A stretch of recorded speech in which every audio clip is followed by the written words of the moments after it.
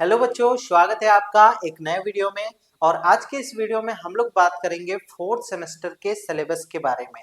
तो fourth semester के syllabus के बारे में बात करने से पहले हम लोग थर्ड सेमेस्टर के बारे में आपका फीडबैक आपका जानना चाहेंगे। अगर आपने इस प्लेटफॉर्म से अच्छे से तैयारी की थी तो आपका एग्जाम में हमारा कितना हेल्प रहा और आपका क्या फीडबैक है, क्या आप किस चीजों पे आपको लगता है कि सर को इम्प्रूव करना चाहिए, वो आप पार्टिकुलरली फिजिक्स के लिए जरूर कमेंट में आप जरूर बताइएगा। ठीक है, तो बात करते हैं फोर्थ सेमेस्टर के बारे में। तो इस आपका फोर्थ सेमेस्टर की जर्नी अब स्टार्ट हो रही है और फोर्थ सेमेस्टर आपका किसी किसी कॉलेज में आपकी क्लासेस रन करना स्टार्ट हो गई हैं और किसी किसी कॉलेज यूनिवर्सिटी में अभी एग्जाम होने वाले हैं थर्ड सेमेस्टर के।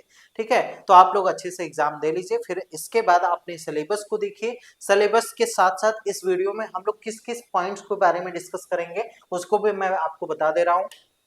पहला है सिलेबस के बारे में डिस्कस करेंगे कि सिलेबस आपका क्या रहेगा, फिर उसके बाद एग्जाम पैटर्न क्या होगा, एग्जाम डेट क्या होगा, पासिंग मार्क क्या होगा, mid term end semester exam आपका क्या होता है, प्रिपरेशन स्ट्रेटजी क्या क्या होने वाली है। तो चलिए हम लोग बात करते हैं कुछ पॉइंट्स के बारे में। पहले सिलेबस को डिस्कस करने के पहले पॉइंट को डिस्कस करने से पहले हम लोग कुछ इन पॉइंट्स को डिस्कस कर लेते हैं, फिर उसके बाद हम लोग सिलेबस को देखते हैं। तो एग्जाम का पैटर्न आपका क्या रहने वाला है, तो हमको पता है कि सभी यूनिवर्सिटी या कॉलेज में आपका जो एग्जाम होता है वो आपका एमसीक्यू बेस्ड होता है या रिटन बेस्ड होता है। तो ये आपको पता करना होगा आपके कॉलेज या यूनिवर्सिटी से कि आपका हमारा एग्जाम आपका किस प्रकार से होने वाला है, ये सारी चीजें। ठीक है, अब बात करते हैं एग्जाम डेट की। तो एग्जाम डेट आपका अप्रैल या अप्रैल मिड या आपका मई फर्स्ट वीक से आपके एग्जामिनेशन स्टार्ट हो जाते हैं, क्योंकि आपकी जुलाई में आपके फिर से नया सेशन स्टार्ट करना होता है। ठीक है, और उसके बाद पासिंग मार्क की बात करें तो 33% आपका मिनिमम मार्क्स रिक्वायर्ड है किसी भी सब्जेक्ट को पास करने के लिए। बात करते हैं mid term end semester exam के। तो मिड टर्म आपका क्या होता है, 25 मार्क्स का होता है। ये टोटली कॉलेज वालों पे डिपेंड होता है, यूनिवर्सिटीज वालों पे डिपेंड होता है कि आपका मिड टर्म किस प्रकार से वो ले रहे हैं। ठीक है, तो कुछ कॉलेज में क्या हो सकता है कि आपका 25 मार्क्स का केवल प्रोजेक्ट होगा, कुछ यूनिवर्सिटीज कॉलेज में क्या होगा, पांच नंबर आपके अटेंडेंस पे होगा, 10 नंबर का टेस्ट पेपर होगा, 10 नंबर का आपका प्रोजेक्ट फाइल पे नंबर मिलेगा। तो अलग अलग यूनिवर्सिटी या कॉलेज पे डिपेंड करता है कि आपका मिड टर्म एग्जाम कैसा होगा। ठीक है, तो ये मिड टर्म एग्जाम आपका 25 मार्क्स टोटली आपके कॉलेज पे डिपेंड होता है। बात करते हैं सेमेस्टर एग्जाम की। तो ये सेमेस्टर एग्जाम्स में आपके 75 मार्क्स के पेपर होंगे, जिसमें आपका पेपर एमसीक्यू भी हो सकता है 75 मार्क्स का या रिटन भी हो सकता है। ये भी आपके कॉलेज या यूनिवर्सिटीज में डिपेंड करता है। ठीक है, अब प्रिपरेशन स्ट्रेटेजी के बारे में जानने से पहले हम लोग सिलेबस को एक बार डिस्कस कर लेते हैं। तो चलिए हमको पता है कि कोई भी सब्जेक्ट है वो दो पार्ट में डिवाइडेड है, एक पार्ट ए एक पार्ट बी। तो पार्ट ए आपका यहाँ पे पार्ट ए और पार्ट बी में क्या क्या चीजें हमको पढ़नी है उसके बारे में हम लोग जानेंगे। ठीक है, तो पार्ट ए आपका पर्सपेक्टिव ऑफ मॉडर्न फिजिक्स है, जहां पे आप रिलेटिविटी एक्सपेरिमेंटल बैकग्राउंड को समझेंगे। जहां पे आप फर्स्ट यूनिट, ये आपका फर्स्ट यूनिट है, तो यूनिट वाइज यूनिट का नेम भी आपको पता चल रहा है और कौन सा यूनिट है ये भी मैं आपको साथ साथ बताते चल रहा हूं। ठीक है, तो structure of space time in Newtonian mechanics and inertial और नॉन इनर्शियल फ्रेम क्या होता है, गैलीलियन ट्रांसफॉर्मेशन क्या होता है, न्यूटोनियन रिलेटिविटी क्या होता है, Galileo transformation and electromagnetic attempts to locate the absolute frame, Michelson Morley experiment है, significance of null result, Einstein postulates of special theory of relativity, जो कि मोस्ट इंपॉर्टेंट टॉपिक है। ये आपका यूनिट फर्स्ट आपका यहाँ पे कंप्लीट होता है। बात करते हैं यूनिट सेकंड की। तो relativity, relativistic kinematics, structure of space time in relativistic mechanics and derivation of Lorentz transformation equation, four vector formulation and included consequences of Lorentz transformation equation, derivation and example included transformation of simultaneity, relativity of simultaneity आपको जानना है, transformation of length contraction क्या होता है, transformation of time dilation क्या होता है, transformation of velocity, relativistic velocity क्या होती है, addition, transformation of acceleration, transformation of mass, variation of mass with velocity, और relation between energy and mass।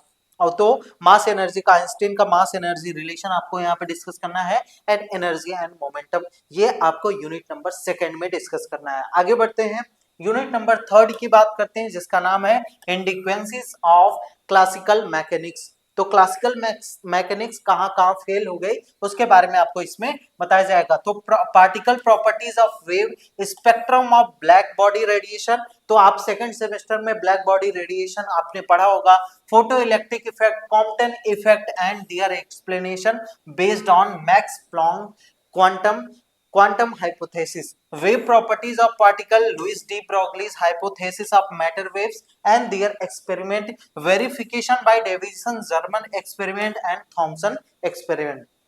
बात करते हैं यूनिट नंबर फोर्थ की, जहां पे हम लोग introduction to a quantum mechanics पढ़ेंगे। यहां से आपकी क्वांटम, इस यूनिट के बाद यही आपका मेन स्टार्टिंग पॉइंट है क्वांटम मैकेनिक्स का, जहां पे आप पढ़ेंगे matter waves, mathematical representation, wavelength, concept of wave group और group velocity, phase velocity, relation between group velocity and phase velocity, wave function, function form, normalization क्या होता है वेव फंक्शन का, orthogonal and orthonormal wave functions क्या होते हैं, probabilistic interpretation of wave function and based on Born rule.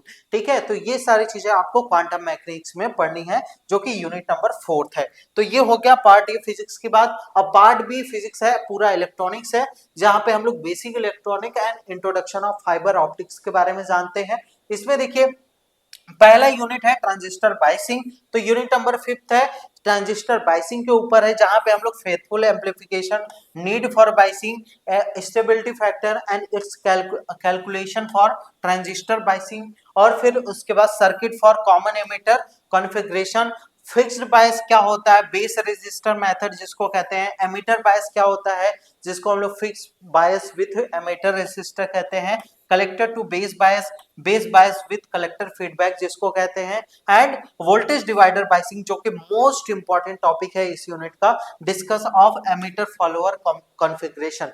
ठीक है, तो ये बात हो गया आपका यूनिट नंबर फिफ्थ की। बात करें यूनिट नंबर सिक्स्थ जिसका नाम है एम्पलीफायर। इसमें आपको क्या क्या पढ़ना है, classification of amplifier based on mode of operation. ठीक है, कैसे एक एम्पलीफायर वर्क करता है उसके मोड ऑफ ऑपरेशन पे, उसको किस पार्ट में डिवाइड किया गया है, क्लास ए एम्पलीफायर क्या होता है, class B amplifier, class A B, class C, class D amplifier क्या होता है, स्टेजेस के बेस पे कैसे एम्पलीफायर को डिवाइड किया गया है, एक सिंगल होता है, एक मल्टी स्टेज और कैस्केडे एंड कैस्कोड कनेक्शंस होते हैं एम्पलीफायर्स के, coupling method, RC transformation, direct and LC coupling के द्वारा आपका एम्पलीफायर बनाया जाता है, नेचर ऑफ एम्पलीफिकेशन क्या है, वोल्टेज और पावर एम्पलीफिकेशन, फ्रीक्वेंसी कैपेबिलिटीज के द्वारा इनको डिवाइड किया गया है, आपका ऑडियो फ्रीक्वेंसी, आपका रेडियो फ्रीक्वेंसी, यहाँ पे वोल्टेज फ्रीक्वेंसी, इस तरीके से यहाँ पे आपको चीजें पढ़नी है। ठीक है, फिर theory and working of RC coupled voltage amplifier, important topic है, uses of various resistor capacitors and frequency response curve, जो आपको याद होगा कि सेकंड सेमेस्टर में फ्रीक्वेंसी रेस्पॉन्स कर्व नहीं पढ़ना था, यहाँ पे आपको डिस्कस करना है। Transformer coupled power amplifier, calculation of power effect, temperature, use of heat sink, power dissipation, calculation of amplifier efficiency, power efficiency for class A series fed, class A transformer coupled amplifier, class B series fed and class B transformer coupled amplifier। तो ये चीजें आपको unit number six में आपको discuss करनी है, पढ़नी है। आगे बढ़ते हैं, यूनिट नंबर 7 की बात करें, जहां पे आपको फीडबैक एंड ऑसिलेटर सर्किट्स के बारे में पढ़ना है।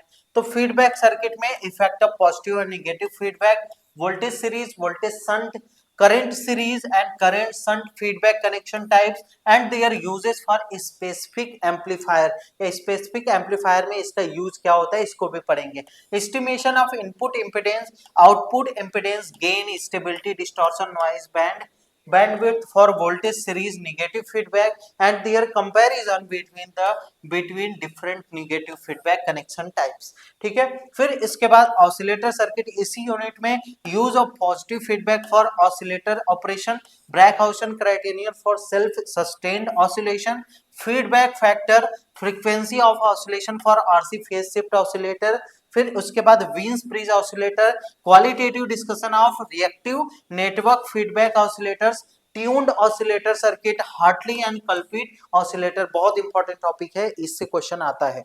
आगे बात करते हैं यूनिट नंबर 8 की, introduction of to fibre optics. तो फाइबर ऑप्टिक्स के बारे में जानना है, basics fibre optics, step index fibre आपका क्या होता है, ग्रेडेड इंडेक्स फाइबर क्या होता है, लाइट प्रोपगेशन कैसे होता है, ऑप्टिकल फाइबर से एक्सेप्टेंस एंगल क्या होता है, न्यूमेरिकल अपर्चर क्या होता है, qualitative discussion of fibre losses and application of optical fibres.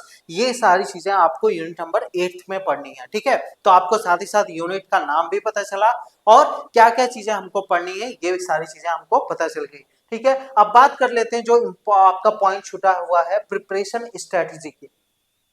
तो प्रिपरेशन स्ट्रेटेजी आपकी क्या होनी चाहिए अभी से आप क्या करिए, जो भी चीजें आपको बताई जा रही है, पढ़ाई जा रही है, उसका एक प्रॉपर, आप जो भी क्लास कर रहे हैं उसका एक प्रॉपर नोट्स बनाइए और उन नोट्स को अपने से सीखने की कोशिश करिए। और जो भी चीजें आपको बताई जा रही है क्लासेस में कि ये चीजें इंपॉर्टेंट है, तो उसको अभी से आप क्या करिए कि उस इंपॉर्टेंट टॉपिक को अपने से समझने की कोशिश करिए।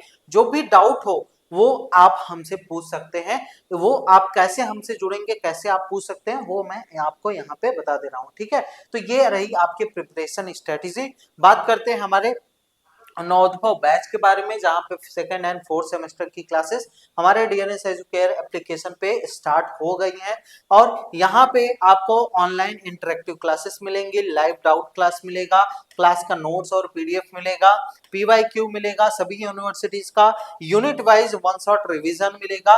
ये सारी चीजें आपको क्लास के फीचर्स मिलने वाले हैं। और अगर आप ऑफर प्राइस इसका क्या है, हमारे बैचेस में जुड़ने का 1250 रुपीज का ऑफर प्राइस है, जिसमें 10% का और भी डिस्काउंट हो जाएगा अगर आप इस समय हमारे कोर्सेज को ज्वाइन करते हैं। ठीक है, कोई भी डाउट हो आपको कोर्सेज से रिलेटेड तो इस नंबर पे व्हाट्सएप या कॉल कर सकते हैं। और बाकी हमारे डीएनएस एजुकेयर एप्लीकेशन को आप हमारे प्ले स्टोर से डाउनलोड कर लीजिएगा, जहां पे आपको कोर्सेस आपको अच्छे से दिख जाएंगे। ठीक है, तो ये रही आपके फोर्थ सेमेस्टर की सिलेबस और कुछ इंपॉर्टेंट पॉइंट जो कि इस वीडियोस में हमने डिस्कस कर लिया। और ये वीडियोस आपके सारी यूनिवर्सिटीज के लिए है, यहाँ पे लिखा भी गया है, तो आपका ये कमेंट नहीं आना चाहिए कि इस यूनिवर्सिटीज के लिए है कि नहीं, ये सारी यूनिवर्सिटी और कॉलेज के लिए है। अगर आपके यूनिवर्सिटी या कॉलेज में चेक करना है कि आपका सिलेबस मैच हो रहा है कि नहीं हो रहा है, तो आपको क्या करना है, आपके अपने यूनिवर्सिटी या कॉलेज के वेबसाइट पे जाना है, वहां से आप सिलेबस को डाउनलोड करिए, इससे मैच करिए। अगर आपका सिलेबस मैच होता है